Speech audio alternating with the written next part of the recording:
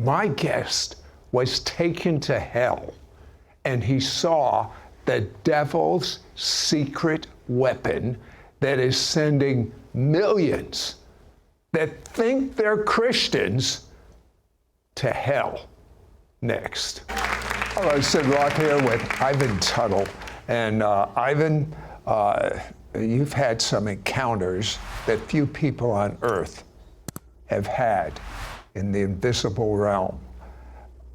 You were raised in a Christian home. Yes. You even went down the altar and accepted Jesus, but you quickly left the things of God. And it had a lot to do with a difficult childhood. Tell me a little bit about it. Well, Sid, I was diagnosed with ADHD at a much later age, but what we didn't know is as a child, I had ADHD, so I was constantly on the move. I had a father that had a very angry streak to him, an angry side to him. And my father would beat me with a belt. In fact, if you look at x-rays, you'll see ribs in my back that have been broken from my dad actually hitting me with a belt. That's really hitting. Yeah, that's really hitting. That's beyond a normal hit. So yeah, I went through a lot of things like that. I spent most of my time alone as a child, playing in the woods, etc., things like that. At 26, you had a blood clot that resulted in his death. And as a matter of fact, this was a while ago. This was in 1978. I'm going to take you back to the time you just gotten out of the hospital. It's 9:20 p.m. Something woke you by grabbing you. What was that? Yeah, Sid, I got home from the hospital. Finally, I went to sleep at around 9:20. Something grabbed a hold of my left wrist, and when it did this, it pulled me right up out of the bed. I mean, it just jerked me out of the bed like I was nothing, like I was a rag doll. And, I tried to fight it. That's the first instinct you have. Of course. And so I was trying to do this, and this thing, I realized all of a sudden that, hey, this is a demon. And I knew instantly I was going to hell. And I knew that's where I was heading. And so this demon took me, and I started hearing these screams. I started smelling this awful smell. And this demon just kept taking me, and it just kept traveling. I mean, you feel you were going. And this demon took me to hell. And I'm in hell, and I'm looking around in hell, and I'm seeing all these different people, even people I recognize, even some from my childhood that I saw. I saw former pastors. You saw people that you felt were Christians. Oh, yes, yes. I felt it. Well, see, one of the things that happens is when you're in the spirit after you pass on, when you look at somebody else, you instantly know everything about them. There doesn't have to be communication because you know everything about them.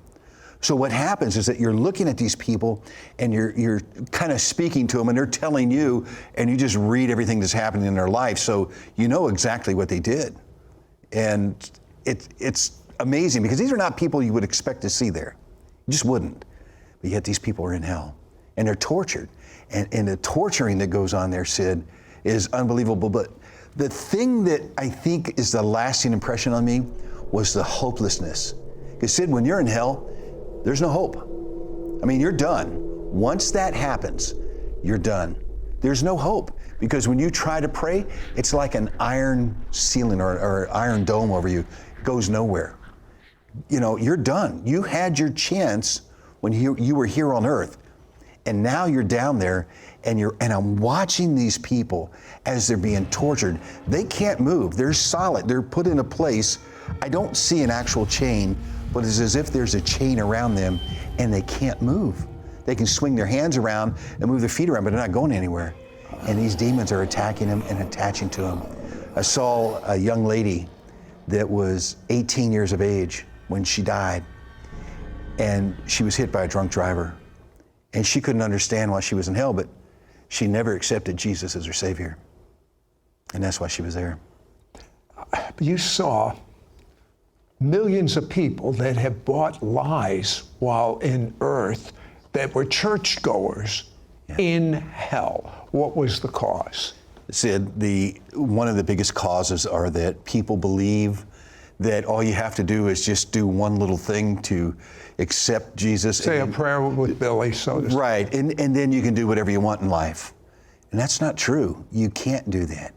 Now, what about the current teaching that says, well, once you accepted the Lord, His grace takes care of past, present, and future sins. There's nothing you have to do about it. That's not in the Bible. Of course not. And not only is it not in the Bible, that's sending so many people to hell, it's unreal.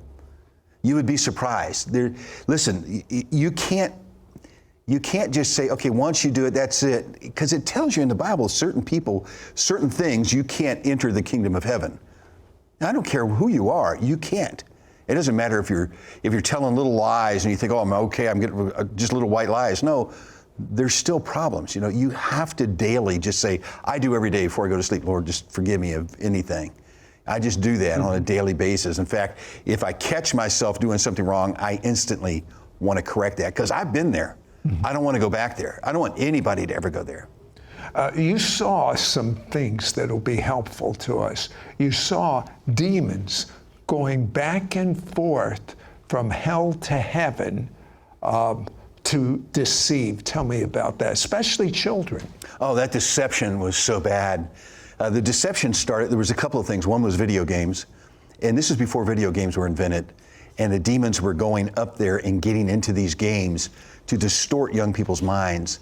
Not only that, the demons were also, they're going back and forth from hell, from the center of hell where Lucifer was at, and going back up to the earth so that they could get to the earth and deceive these people. They would enter into people's bodies, and they usually would find somebody that was very handsome or a very beautiful woman or a handsome man, and they would enter that body and they would use that person to deceive as many people as they could, especially lukewarm Christians or warmed up Christians, you know, and they would try to deceive them to take them out to, you know, do immoral things with them, etc. And that's what was happening. That was what was going on. I saw that in 1978. I watched it happen. What would you say was the worst thing you saw in hell? Wow. Everything was the worst thing. Do people I have a question though. Do people really feel pain? Yes. I mean, like physical pain in hell?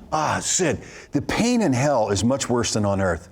You see, when you get a splinter or a cut, you feel it right one little area. Of course. But when you are in the spirit, which you're in the spirit in hell, when you're down there, that pain goes through your whole body.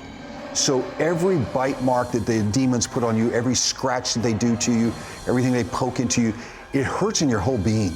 And Sid, you can't pass out. In the flesh, if you're getting a lot of pain, you can just pass out. You can't do that. And it never ends. Sid, this is the thing. It never, ever ends. It's always there. It's always going to keep continuing. It never goes away. There's no hope. No, there's no hope. None. Why do the demons keep penetrating people with pain and suffering? Why do they keep it up? Sid, they enjoy it. That's what makes them happy. They enjoy doing that kind of stuff to us. They do it because, especially... They're like sadists. Exactly. But especially if you were a Christian at one time, then they really thrive on that because that's something that now they can tease you for all eternity. Listen, that demon was laughing at me, making fun of me, and it was doing the same thing to all these other people. All these demons were, because I bought it. I bought the lie. And all of a sudden, you heard a voice. Yes. Sid, that was the most wonderful thing that happened to me in hell, is I'm there and all of a sudden I heard a voice that rang out and says, it's not his time yet. You must let him go. I made a promise to his mother. Ivan went to heaven and saw the future of many countries. You want to find out about that promise and why it worked? Next.